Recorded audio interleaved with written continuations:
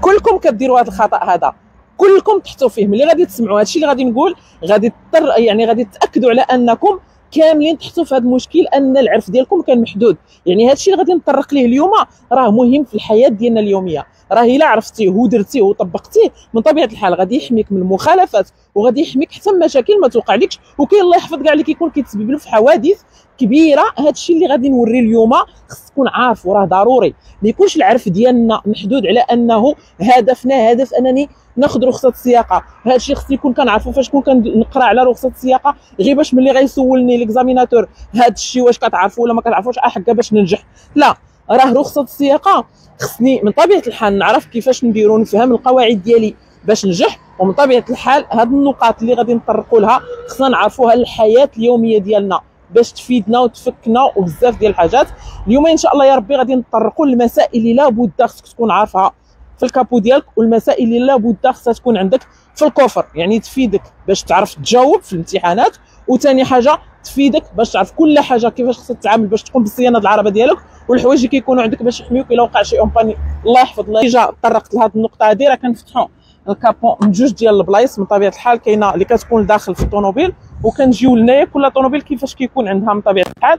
كاينه اللي كنهزوا الكابو ونطلعوا واحد البطونه كاين هنايا، وكاينه اللي كندفعوا. دابا هنا غادي نعليو بطبيعه الحال. كاينه الطوموبيل اللي كيكون عندها كتطلع يعني بالرسول، وكاينه اللي كنشدوها بهذه الحديده. المسائل اللي خص ضروري اي واحد فينا يعرفها بطبيعه الحال. غادي نبداو بالباتري. هذا ملي غادي يسولك على المسائل ديالك اللي خصك تكون عارفها ضروريه، كاين الباتري، كاين عندنا الليكيد ديال الفران، وكاين عندنا الماء ديال الرادياتور اللي خصنا من طبيعه الحال فيه المينيموم وفيه الماكسيموم، وكاين عندنا من طبيعه الحال الزيت ديال الموتور. ها ملي كنزيدو ها ملي كنكونتروليو النيبي راه ديجا طرقت لهذا الموضوع هذا. وكاين عندنا واحد الحاجه اللي بزاف ديال الناس كينساوها، الماء ديال السويكلاص. الماء ديال السويكلاص راه خصك مره تراقب وتقلب واش كاين عندك، ماشي تجلس حتى تحتاجو عاد تلقاو قرعه ديال الماء ديال السويكلاص خاويه. هذه بالنسبه للضروريات اللي خصنا نكونوا عارفينهم ونعرفوا فوقاش كنراقبوهم، باش ما تجلسش انت غير مغطي الطوموبيل ديالك وعارف غير تفرياني وتكسيري وتزيد. الحاجه الثانيه اللي قلنا خصها تكون عندنا في الماليطه ديال الطوموبيل هي المسائل اللي كتكون حمايه لينا لا قدر الله وقعت شي مشكل. كاين عندك الطفايات العافيه اللي اجباري وراه كاين عليها مخالفات، ومن غير المخالفات كما قلنا راه خصك تحمي راسك لا قدر الله وقعت شي حادثه ولا شي حاجه ما غتبقاش جالس كدور عويلاتك شنو غادي دير باش تفك راسك. كاين عندنا مثلث التنبيه المسبق اللي باقي كنضرب لكم موعد على انه غادي نهضر فيه، موضوع اللي هو جد مهم، اللي حاجه اللي الاغلبيه كيكون هازو في الطوموبيل غير باش يحمي راسو.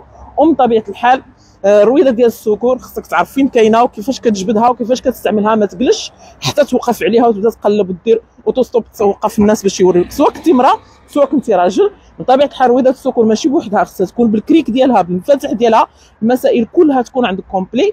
وبقات لنا اخر حاجه اللي بزاف الناس كيخطئوا كيعملوها في الماليطه اللي هي الجيلي راه خصو يكون عندك من طبيعه الحال، ولكن خصو يكون عندك في الطوموبيل داخل، ماشي تجلس دايرو في الماليطه نهار تحتاجو الله يحفظ.